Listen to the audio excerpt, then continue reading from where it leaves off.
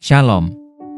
Selamat datang di Renungan Harian Rhapsody of Realities Indonesia, edisi 17 Juli 2025. Tuhan yang benar dan hidup kekal. Akan tetapi kita tahu, bahwa anak Allah telah datang dan telah mengaruniakan pengertian kepada kita, supaya kita mengenal yang benar, dan kita ada di dalam yang benar, di dalam anaknya Yesus Kristus. Dia adalah Allah yang benar dan hidup yang kekal, 1 Yohanes 5 ayat 20. Tuhan Yesus Kristus adalah Allah yang sejati dan hidup kekal. Memang, itulah sosok Mesias yang seharusnya.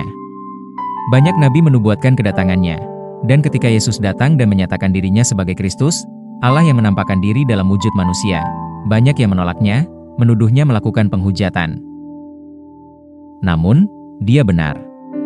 Titus 2 ayat 13 menyebutnya sebagai Allah yang maha besar dan juru selamat kita yang telah menyerahkan dirinya bagi kita, dengan menantikan penggenapan pengharapan kita yang penuh bahagia dan penyataan kemuliaan Allah yang maha besar dan juru selamat kita Yesus Kristus, yang telah menyerahkan dirinya bagi kita untuk membebaskan kita dari segala kejahatan dan untuk menguduskan bagi dirinya suatu umat, kepunyaannya sendiri, yang rajin berbuat baik. Titus 2 ayat 13-14. Tidak ada pemimpin agama yang sesuai dengan mandat ini kecuali Tuhan kita Yesus Kristus. Semua pemimpin dari berbagai agama mati dan tetap mati.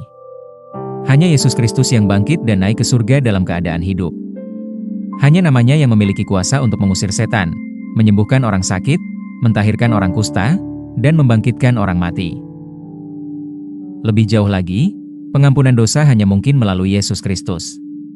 Kisah Para Rasul 13 ayat 38-39 mengatakan, "Jadi ketahuilah, hai saudara-saudara, oleh karena Dialah maka diberitakan kepada kamu pengampunan dosa. Dan di dalam Dialah setiap orang yang percaya memperoleh pembebasan dari segala dosa, yang tidak dapat kamu peroleh dari hukum Musa." 1 Yohanes 5 ayat 11-12 berkata, "Dan inilah kesaksian itu, Allah telah mengaruniakan hidup yang kekal kepada kita dan hidup itu ada di dalam anaknya. Barang siapa memiliki anak, ia memiliki hidup. Barang siapa tidak memiliki anak, ia tidak memiliki hidup." Yesus adalah satu-satunya yang memberikan hidupnya bagi seluruh umat manusia. Dia memberikan hidup ilahinya sehingga engkau dapat memiliki hidup kekal. Sekarang, karena engkau telah menerimanya, hidup manusiawi alamimu telah digantikan oleh hidup ilahi. Engkau sekarang dilahirkan dari Allah. Tetapi semua orang yang menerimanya diberinya kuasa supaya menjadi anak-anak Allah, yaitu mereka yang percaya dalam namanya, orang-orang yang diperanakan bukan dari darah atau dari daging, bukan pula secara jasmani oleh keinginan seorang laki-laki, melainkan dari Allah. Yohanes 1 ayat 12-13. Dia memberikan kita hidup kekal karena Dia sendiri adalah hidup kekal.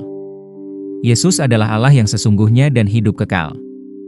Haleluya! Mari kita berdoa. Bapa terkasih, aku berterima kasih atas wahyu tentang keilahian Yesus Kristus dan kuasa dalam namanya. Aku hidup dalam kesadaran akan otoritasnya, menjalankan kekuasaan atas kekuatan kegelapan dan mewujudkan kemenangan Kristus dalam semua yang aku lakukan. Aku menyatakan bahwa imanku efektif, dan melalui namanya, aku menikmati keberhasilan dan kebenaran yang tak berkesudahan, dalam nama Yesus. Amin. Ayat renungan hari ini terdapat dalam Yohanes 14 ayat 6, Kisah Para Rasul 4 ayat 12, Filipi 2 ayat 9-11.